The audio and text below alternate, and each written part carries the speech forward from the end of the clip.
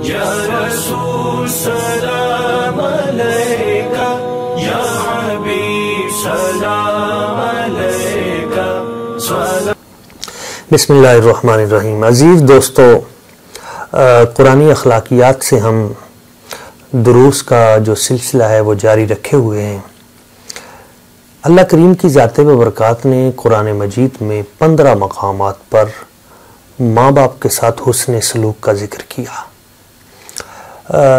माँ और बाप दोनों ही इंसान की ज़िंदगी में मिसले आफ़ताब व महताब और आसमान की तरह हैं। इनका घना साया इंसान के वजूद को न सिर्फ बरकत अता करता है बल्कि ज़िंदगी के हर मरहले में उसके लिए आसानियाँ और खैर पैदा करता है। आज माँ के हवाले से एक दो बातें मैं आपकी समातों की नज़र करता हूँ। नबी पाक सल्लल्लाहु अलैहि वसल्लम हुज़ूर की बारगाह में जब किसी ने अर्ज़ की कि हुज़ूर सबसे बढ़ के हक़ मेरा मुझ पे किसका हक़ है, तो हुज़ूर ने फरमाया तेरी माँ का। सुम्मा मन या रसूल अल्लाह, फरमाया तेरी माँ का। बेहुस्नी सहाबती का, हुज़ूर मेरे हुस्न सलूक का सबसे बढ़ के मुस्तहिक कौन है, तो फरमाया तेरी माँ है। 3 बार, फिर सुम्मा अबू का। इसी तरह एक मकाम पे फरमाया अल जन्नतु तहत अक़दामिल उम्महात, जन्नत तुम्हारी माँ के कदमों के नीचे। इसी तरह हुज़ूर अलैहिस्सलाम आपने हज़रत हारिसा बिन नोमान के बारे में इरशाद फरमाया कि वो जन्नती हैं और वो जन्नत में मैंने उनकी तिलावत सुनी। जन्नतुल फिरदौस में उनकी आवाज़ गूंज रही थी, तिलावत कर रहे थे।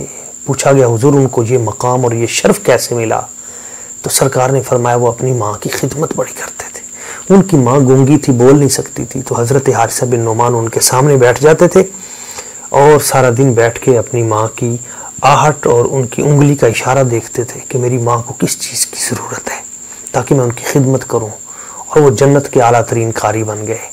हज़रत अवैस क़रनी की शान आप देखते हैं कि हुज़ूर ने फरमाया बनु तमीम के अफराद की जितनी तादाद है उसकी मिसल एक शख्स मेरी उम्मत की बख्शिश करवाएगा, सिफारिश करेगा, शफात। वो हज़रत अवैस क़रनी है। मुहद्दिसीन फरमाते हैं हज़रत अवैस क़रनी की ये भी शान आप अलैहिस्सलाम ने बयान फरमाई कि उससे दुआ करवाइएगा अवैस क़रनी से अपनी बख्शिश व मग़फ़िरत के लिए।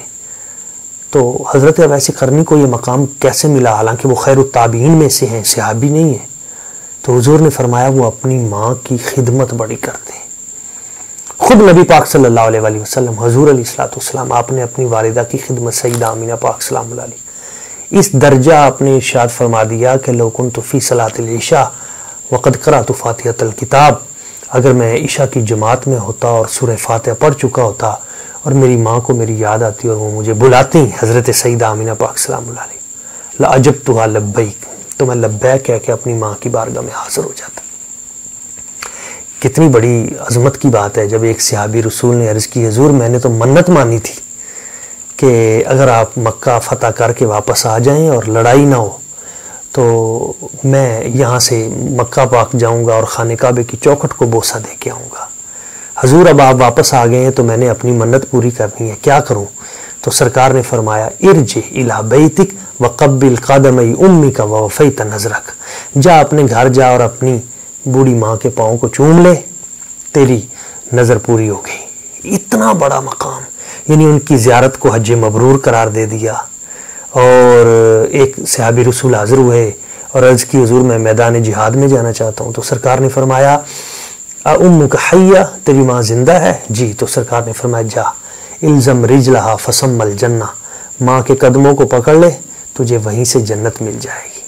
और बारहा ऐसा हुआ, एक शख्स आए हुज़ूर मैं हिजरत के लिए निकला हूँ तो मेरे माँ बाप रो रहे थे, तो सरकार ने फरमाया जैसे तूने उन्हें रुलाया ना, जा वापस जा और उन्हें जाके हंसा, उन्हें खुश करके आ।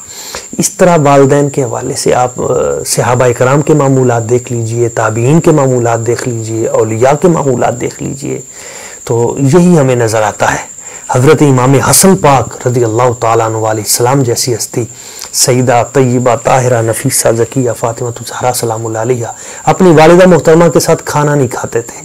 तो अम्मा जी ने पूछा बेटा तुम मेरे साथ खाना क्यों नहीं खाते? तो अर्ज़ की अम्मा जी मैं इस बात से डरता हूँ कि कोई लुकमा आपको अच्छा लगे और वो मैं उठा लूँ, मैं नहीं चाहता कि मैं इतनी सी भी आपकी बारगाह में मुझसे कहीं तखफीफ हो। यानी आप देखें कि अदब के वो पैराए और अखलाक के वो जाविये जिनका हम तसव्वुर भी नहीं कर सकते, उन ज़वात मुतहरात व मुक़द्दसात से हमें मिलते हैं। असल चीज़ तो उनसे ये चीज़ें सीखने की थी जिस तरफ हमारी तवज्जो नहीं है।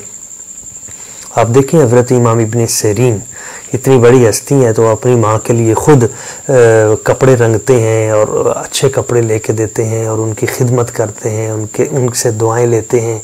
और इसी तरह दीगर ताबीन और पूरे जितने भी आइमा हैं सब के यहाँ हम जब भी किसी बड़े इंसान को देखते हैं तो हमें नज़र आता है कि माँ की दुआ उसके पीछे, और माँ के दिल में जो बच्चे की मोहब्बत होती है। बस एक बात पे मैं अपनी गुफ्तगू ख़त्म करता हूँ।